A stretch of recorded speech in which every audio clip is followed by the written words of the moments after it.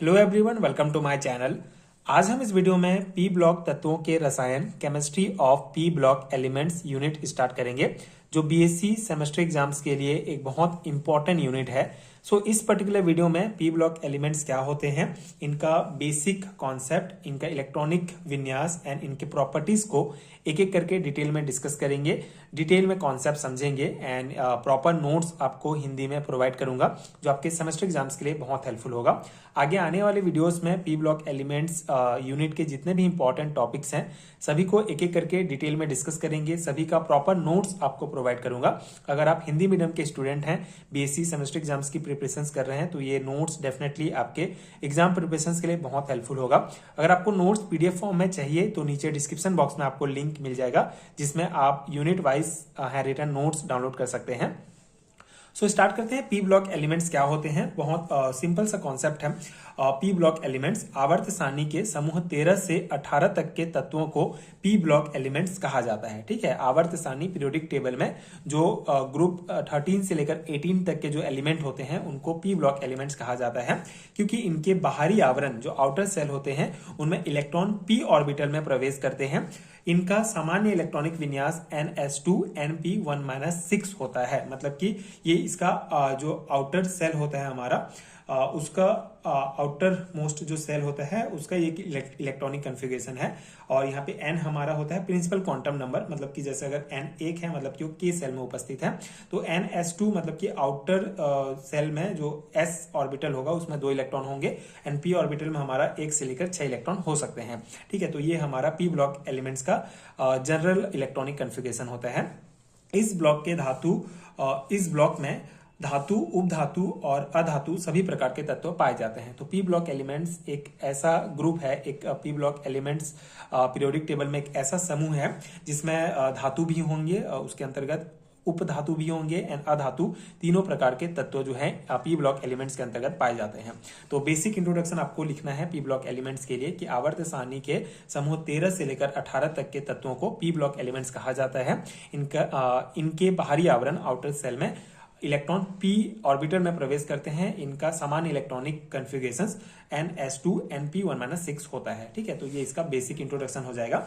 अब यहाँ पे जो है आप कौन कौन से एलिमेंट्स कौन कौन से ग्रुप के अंतर्गत आते हैं ये आप ध्यान रखेंगे, क्योंकि ऑब्जेक्टिव टाइप क्वेश्चंस के लिए भी बहुत इंपॉर्टेंट है। एंड पी ब्लॉक एलिमेंट्स हम अगर यूनिट पढ़ रहे हैं तो ये बेसिक है, ये तो आपको आना ही चाहिए कि कौन से ग्रुप में कौन से एलिमेंट्स आते हैं। जैसे अगर हम ग्रुप 13 की बात करें, जिसको बोरोन ग्रुप कहा जाता है क्योंकि इसका पहला एलिमेंट बोरोन है, तो इसके अंतर्गत बोरोन, एल्यूमिनियम, गैलियम, इंडियम और थैलियम आते हैं। ग्रुप 14 जिसको हम कार्बन ग्रुप कहते हैं, इसमें carbon, silicon, germanium, tin, lead ये सभी एलिमेंट्स आते हैं। नाइट्रोजन ग्रुप के अंतर्गत nitrogen, phosphorus, arsenic, antimony, bismuth ये आएंगे। ग्रुप 15 के ये एलिमेंट हैं। ग्रुप 16 के अंतर्गत ऑक्सीजन ग्रुप होता है, जो जिसके अंतर्गत oxygen, sulphur, selenium, tellurium, polonium ये सभी आएंगे। ग्रुप 17 के अंतर्गत फ्लोरीन, क्लोरीन, ब्रोमीन, आयोडीन, एस्टेटिन ये आएंगे। ग्रुप 18 जिसको नोबल गैसेस कहा जाता है इस ग्रुप को, इसके अंतर्गत helium, neon, organ, krypton, xenon, radon ये सभी एलिमेंट आएंगे। तो ये हमारे ग्रुप हैं एंड ये एलिमेंट्स हैं। तो ये पी ब्लॉक एलिमेंट्स को टोटल 6 ग्रुप्स में डिवाइड किया गया है। टोटल 13 से लेकर 18 तक के जो ग्रुप के एलिमेंट हैं सभी पी ब्लॉक एलिमेंट्स के अंतर्गत आते हैं। तो ये हमारा इसका बेसिक हो गया।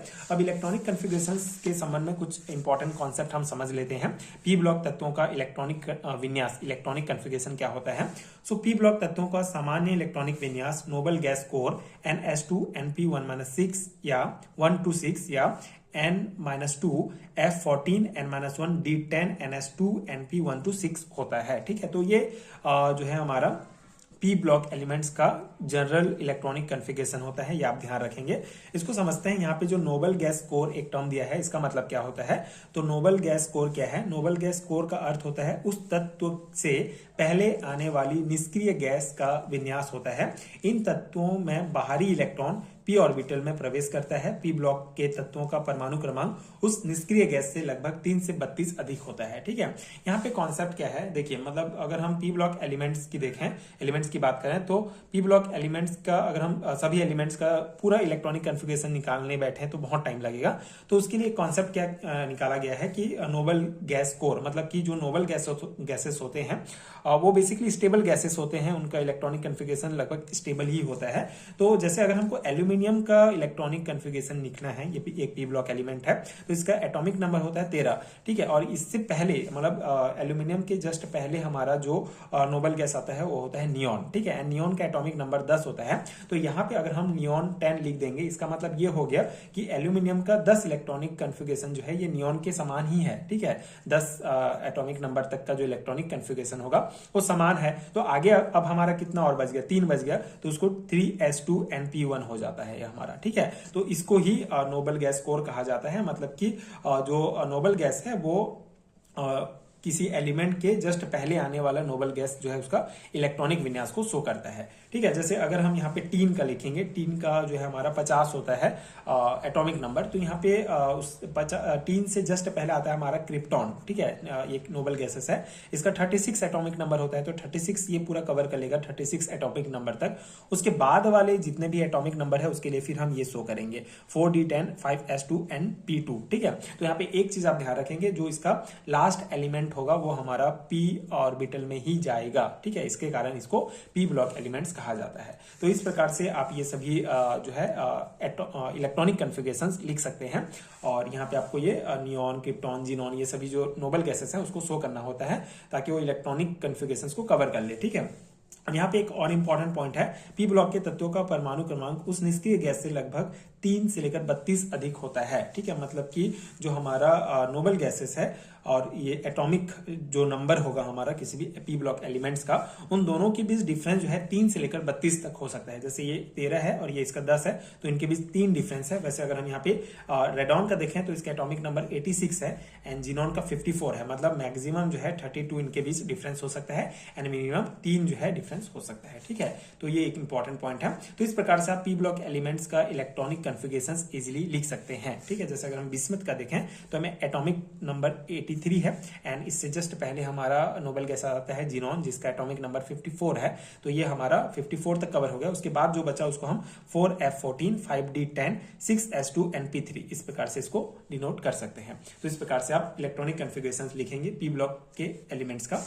अब हमारा नेक्स्ट पॉइंट है properties of P block element, P block के तत्वों के सामान्य गुण। ठीक है, इनका सामान्य गुण पूछा जाता है एग्जाम में, तो बेसिक प्रॉपर्टीज आपको इसके पता होने चाहिए। सिंपल है, पहला है हमारा, इनमें अंतिम इलेक्ट्रॉन पी सबसेल में प्रवेश करता है तथा केवल बाह्यतम सेल अपूर्ण होता है। ठीक है, तो इसका जो लास्ट इलेक्ट्रॉन होगा वो पी सबसेल में जाएगा एंड ये जो है अपूर्ण होगा, मतलब कि बाह्यतम सेल जो है लगभग इनकम्प्लीट होता है। अगर वो कंप्लीट है मतलब कि वो क्या है, हमारा नोबल गैसेस होगा। ठीक है, इनके आउटर सेल का विन्यास ns2np1 ns2np6 तक होता है। ठीक है, इनका आउटर सेल का जो कॉन्फ़िगरेशन होगा वो ns2np1 ns2np6 तक होगा।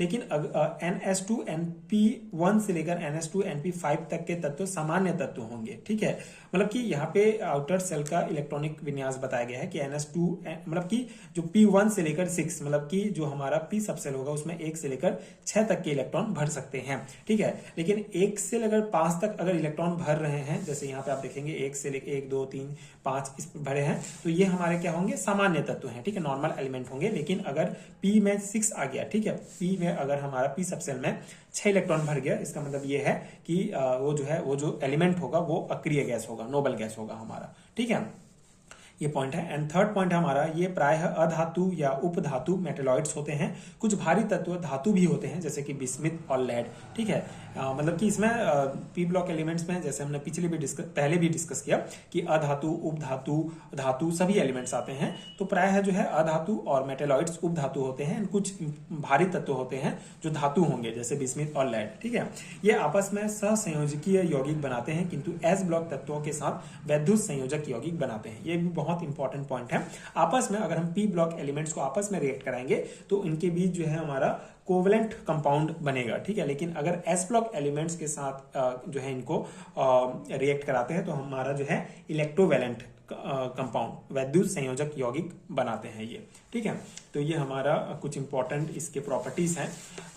कुछ और इंपॉर्टेंट प्रॉपर्टीज जैसे कि 5th नंबर है हमारा, प्राय है इनकी निश्चित संयोजकता होती है, किंतु कुछ तत्व जैसे नाइट्रोजन और फास्फोरस आदि परिवर्ती संयोजकता वेरिएबल वैलेंसी भी प्रदर्शित करते हैं, ठीक है।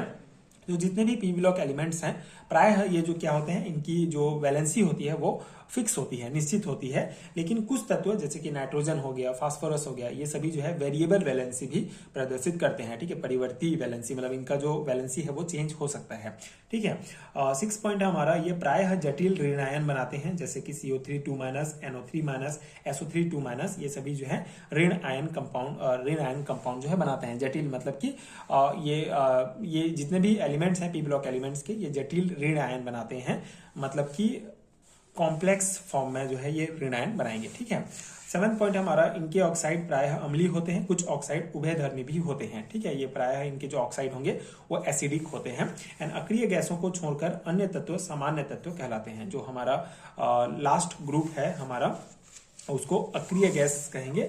बाकी जितने भी एलिमेंट्स होंगे पी ब्लॉक एलिमेंट्स के अंतर्गत वो सभी नॉर्मल सामान्य तत्व कहलाते हैं, ठीक है। जो ग्रुप 18 होगा नोबल गैसेस का उनको अक्रिय गैस कहा जाता है, ठीक है। तो ये पी ब्लॉक एलिमेंट्स के कुछ बेसिक पॉइंट हैं। आई होप आपको समझ में आ गया होगा। आज हमारा पहला वीडियो था पी ब्लॉक एलिमेंट्स का, तो हमने यहाँ पे बेसिक इसका डिस्कस किया कि पी ब्लॉक एलिमेंट्स क्या है, कौन कौन से ग्रुप, कौन कौन से एलिमेंट्स इसके अंतर्गत आते हैं, इनका इलेक्ट्रॉनिक कन्फिगरेशन एंड इनका सामान्य गुण। आगे हम वीडियो में इससे रिलेटेड जो भी इंपॉर्टेंट टॉपिक्स होगा उसको एक एक करके डिस्कस करेंगे। अगर आपको नोट चाहिए हिंदी में, कंप्लीट पी ब्लॉक एलिमेंट्स का नोट्स आपको हिंदी में मिल जाएगा, तो नीचे मैं आपको लिंक प्रोवाइड कर दूंगा, आप चेक कर सकते हैं। अगर मैं स्पेसिफिक सिलेबस की बात करूं तो पी ब्लॉक एलिमेंट्स आपको छत्तीसगढ़ स्टेट के सभी यूनिवर्सिटीज में बीएससी फर्स्ट सेमेस्टर में ये आपको देखने को मिलेगा। तो मैं यूनिट वाइज भी वहां पे लिंक डाल दूंगा, आप चेक कर लीजिएगा, आप अपने सुविधा के अनुसार नोट्स ले सकते हैं। एंड आई होप कि ये नोट्स आपके एग्जाम प्रिपरेशन के लिए हेल्पफुल रहा होगा। आगे की वीडियोस देखने के लिए आप चैनल के साथ जुड़े रहिए। Thank you so much for watching.